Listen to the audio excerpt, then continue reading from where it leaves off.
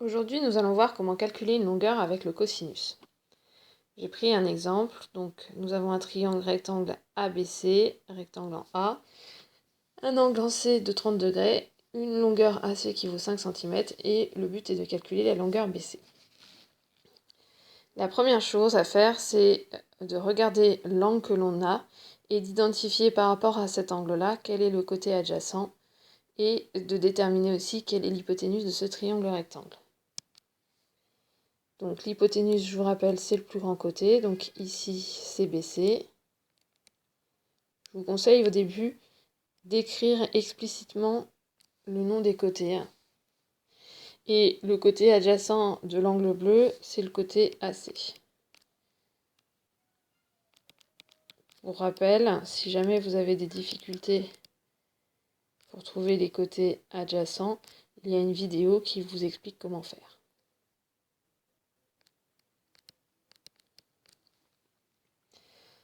Une fois les côtés identifiés, vous faites votre phrase de rédaction. Donc, dans le triangle ABC rectangle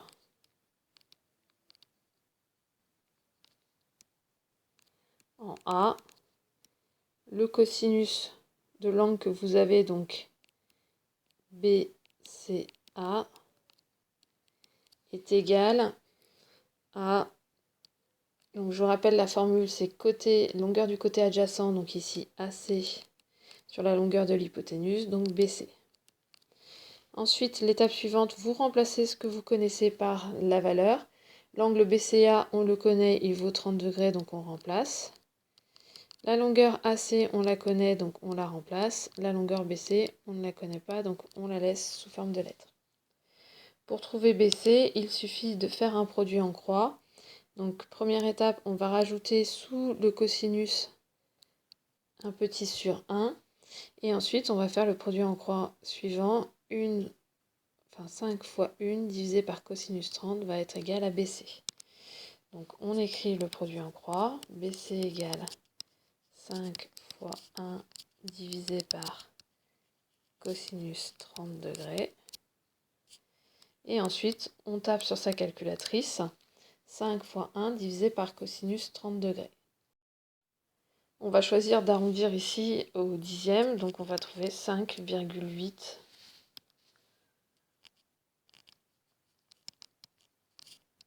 cm.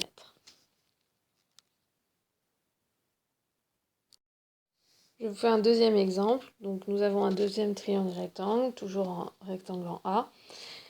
Nous connaissons l'angle B qui vaut 45 degrés et nous cherchons la longueur de A, sachant qu'on connaît celle de BC. Donc toujours pareil, première étape, on va identifier l'hypoténuse du triangle rectangle et le côté adjacent de l'angle qu'on connaît. L'hypoténuse est BC, le côté adjacent de mon angle est BA.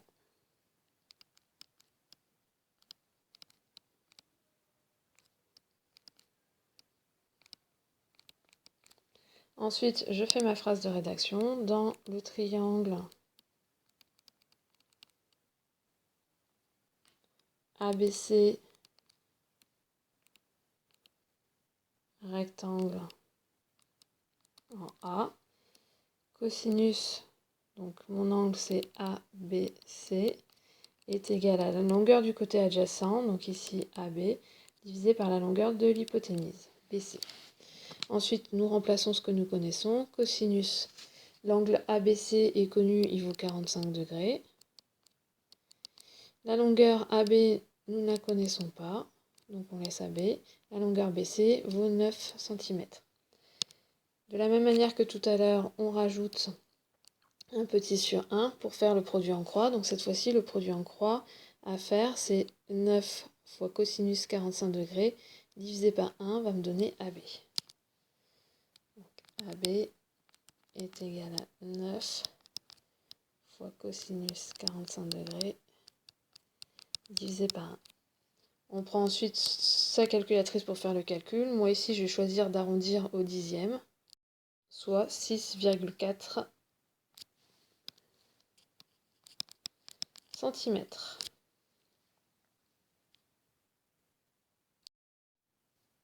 Attention, parfois, dans un problème, lorsqu'on identifie les côtés, donc par exemple dans ce problème-là, ici j'ai l'hypoténuse et le côté adjacent de l'angle que je connais est ici.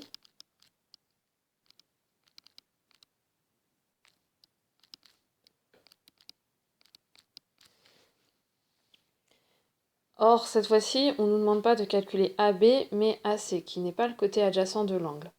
Dans ce cas-là, l'astuce consiste à utiliser la propriété des angles d'un triangle afin de calculer l'angle C. En effet, on sait que la somme des trois angles d'un triangle vaut 180 degrés, donc 180 moins 90 degrés moins 50 degrés va donner 40 degrés. Notre angle C vaut 40 degrés. Et maintenant, ce côté-là, eh bien le côté adjacent